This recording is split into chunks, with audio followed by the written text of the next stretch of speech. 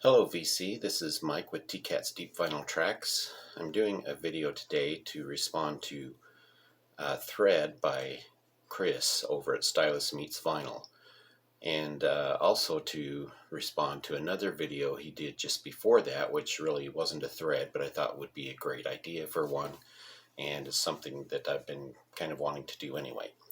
So Chris has a great channel. Go over and check out Stylus Meets Vinyl. He's very enthusiastic about music. I love his positive attitude, just great all-around channel, and shows some great content on there. So check him out if you haven't already.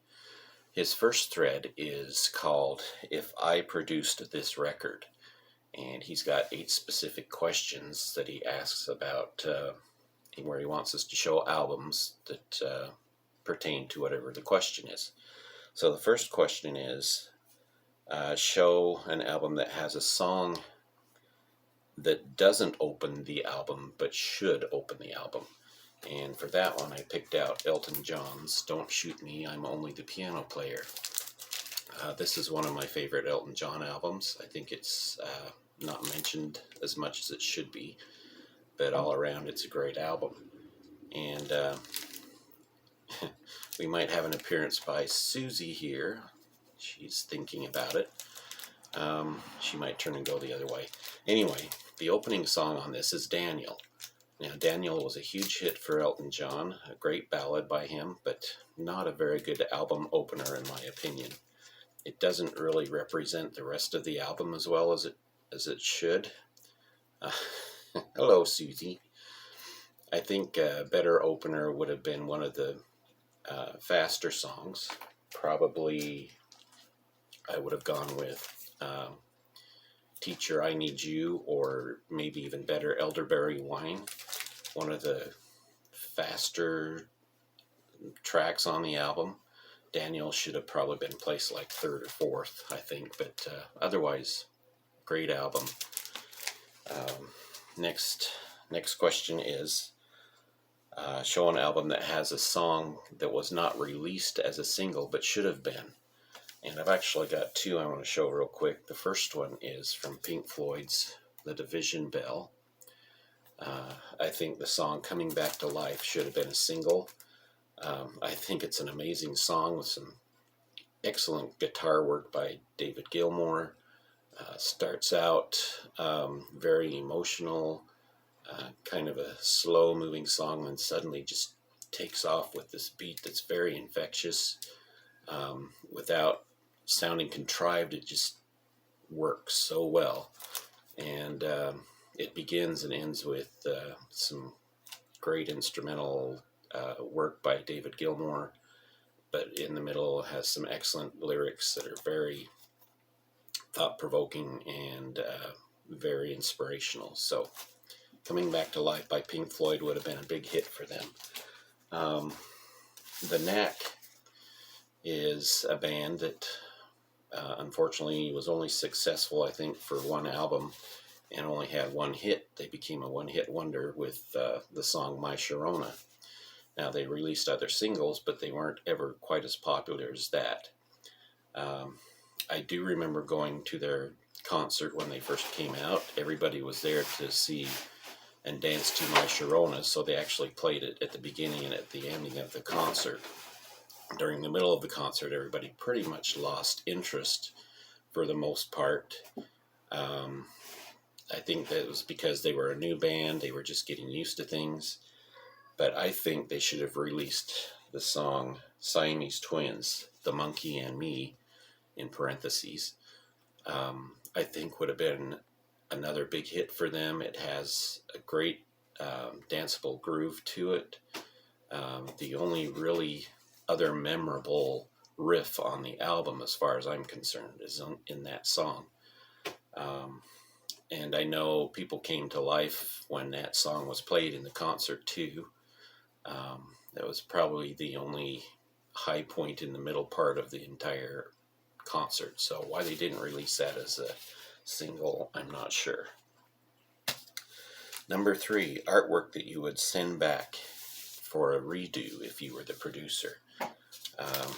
That would have been this debut album by 10cc. I love this album. I think it's one of their best, even though is their debut album. But this artwork is just terrible. I would have come up with something better than that, something a little more attractive. The back at least has their pictures on it, but I understand that they're kind of a band that plays around with sarcasm and that, but should have come up with something better than that. Number 4, show an album that has a song you would extend to make it longer. Well, this particular album I would just make longer all the way around because I love it. My second favorite album by ZZ Top is Degüello. Again, it's an album that doesn't get mentioned as often as some of their others. It was released during I think one of their high points before they really got into the 80s synthesizer stuff. This is great rhythm and blues music. I just love this album to death. The main problem I had with it is it's too short, and I think they could have easily lengthened 3 of the tracks on here. She Loves My Automobile is a great rocker. Dust My Broom, of course, a blues classic, which they pump up the tempo on. Could have been extended very well with some great guitar solos. Same thing with Hi-Fi Mama. 3 very rocking songs, but unfortunately are too short on this album. I think this album should have been extended, and one of those 3 songs would have done great. Number 5, show an album that has a song you would cut to make shorter. This is really a hard one for me, but because I don't mind lengthy songs. I understand the artist's perception on this to making the song the way it is. I would go for the Yes album, going for the 1. I think they would have been better off cutting the song Awaken. Now, it's not a bad song. It's not one that I typically remember as one of their major classics, but it just, I can never remember it after I listen to it. I don't know. I think they would have been better off to add another song and shortened the song Awaken. They would have made that album better. That's my opinion anyway. Number 6, show a double album that you would condense into one. I think this album is terribly bloated. U2's Rattle and Hum. I love some of the songs on this. Part of it's studio, part of it is live performances of older songs that they had done. I think they should have left the live songs off of this and just somehow retract the studio cuts, and they would have had a much better album. So Rattle and Hum would be the one I would cut an album out of, or one of the records out of.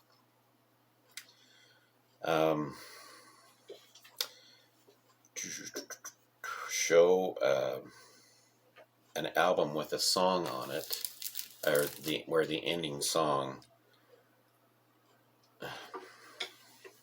Show a song that doesn't end the album but should. Okay, so you're talking about a song on it that doesn't necessarily end the album very well, I think. And that's off of Porcupine Tree's Dead Wing, which I consider a perfect album, except for one thing. I don't like the way the album ends with a glass arm shattering. I don't think that's a very strong track, for one thing, not one of their strongest tracks. And this being such a strong, excellent album, they should have picked one of the other songs to end it. Now, this particular copy has some additional bonus tracks that were released on the Lazarus single, and that's what they end the album with, and it ends a lot better. It's a lot more satisfying than Glass Arm Shattering. You've seen Susie just tear through here. So this would be the one. Okay, so let's get to the second thread. I wanted to put these two threads together since they're both from Stylus Meets Vinyl. This he didn't put together as a thread, but he actually did a video where he showed some of the blind buys that he had made over the last couple of weeks and reported on what he thought about them after he heard them.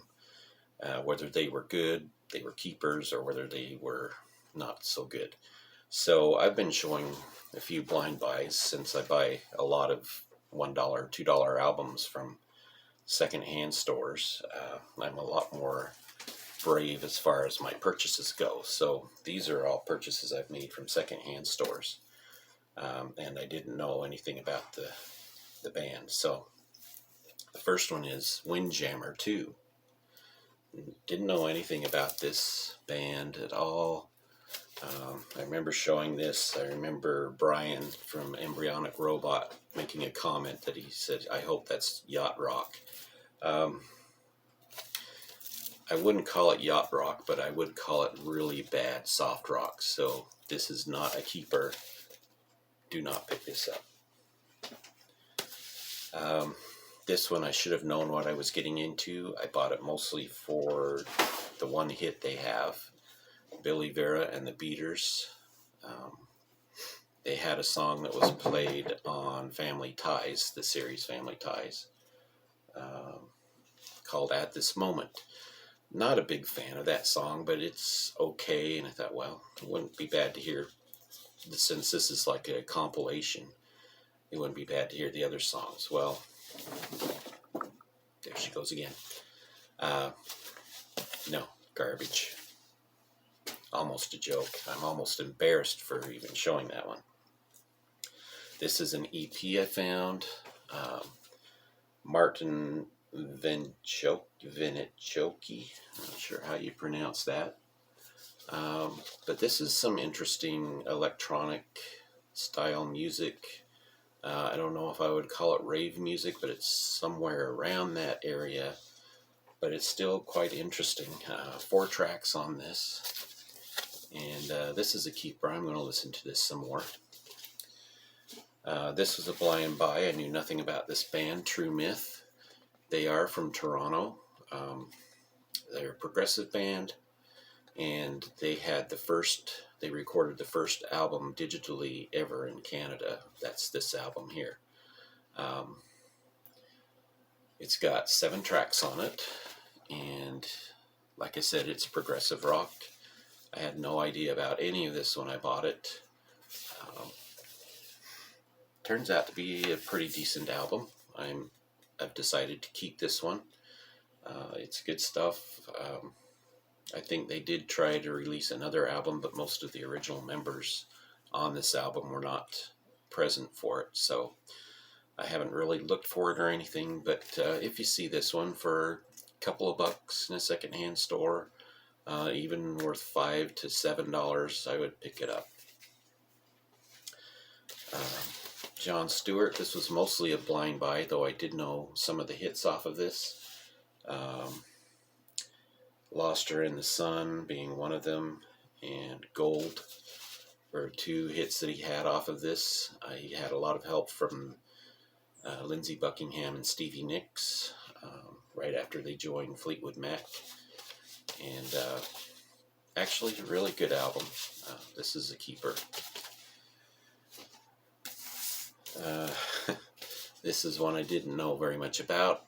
The album is, the band is called Shack Attack, and this is called Nightbirds. I've heard some things about this band.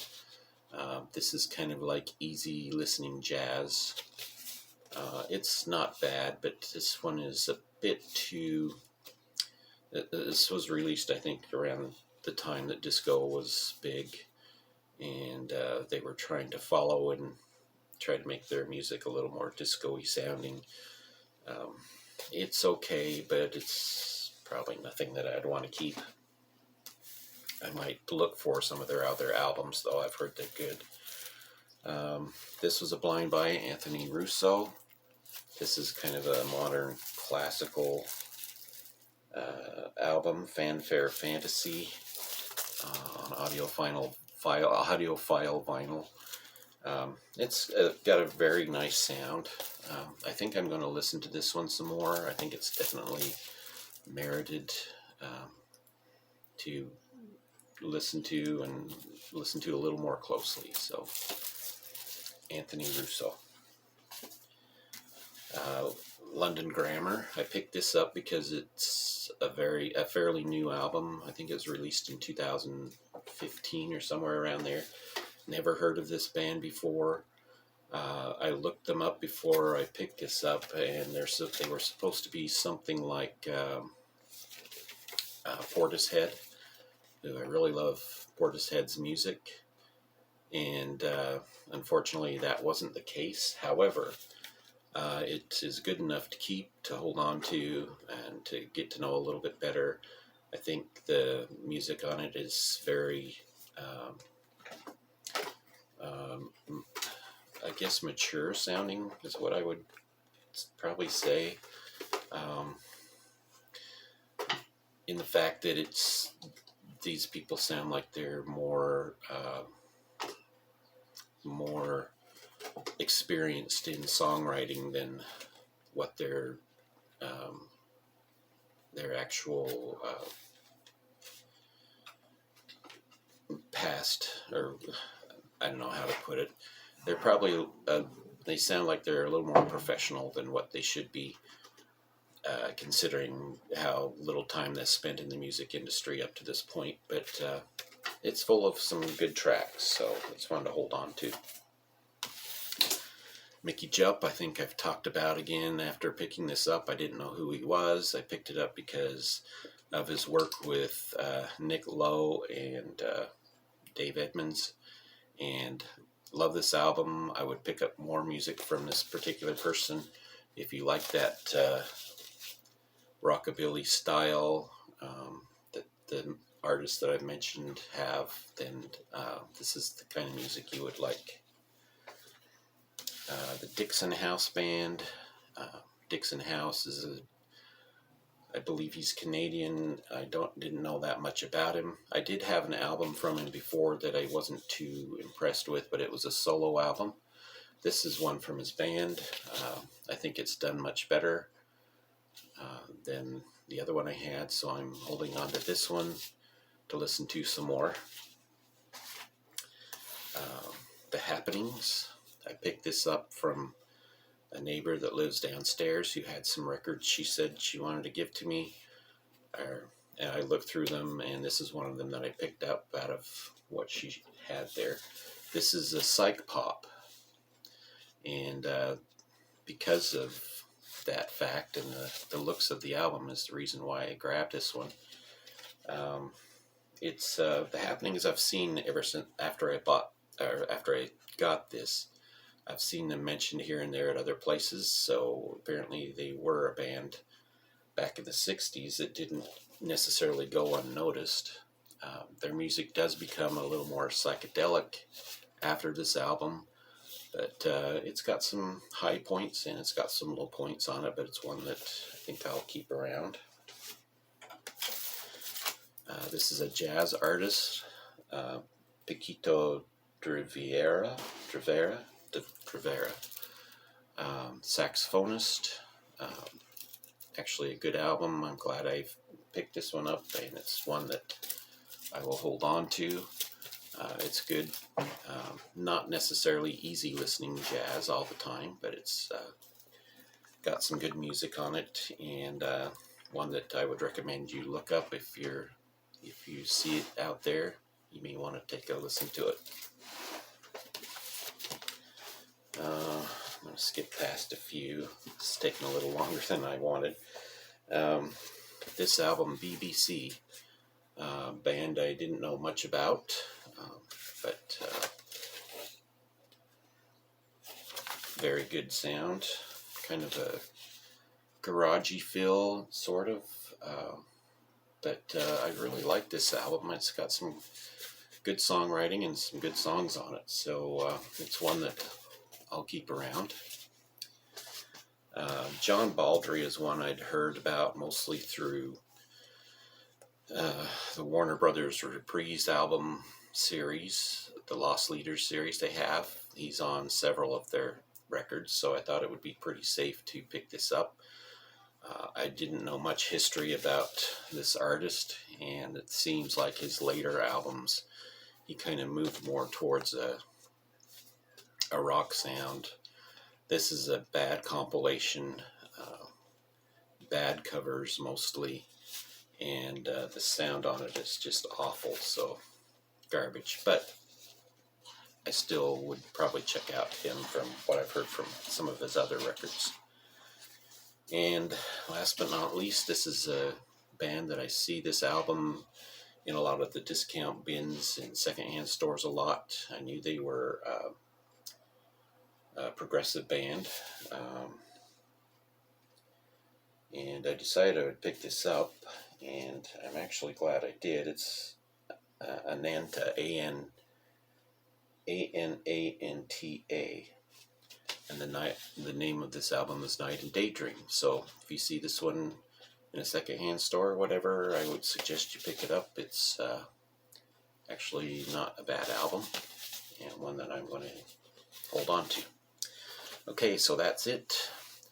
If you like to jump on these threads, go out and check Stylus Meets Vinyl's channel. That's Chris. And check out his thread announcements, or at least for the other one, check out his review of some of his blind buys. But thank you for tuning in, and hopefully you'll see something there or hear something from those albums that you like too. So we will talk to you all later.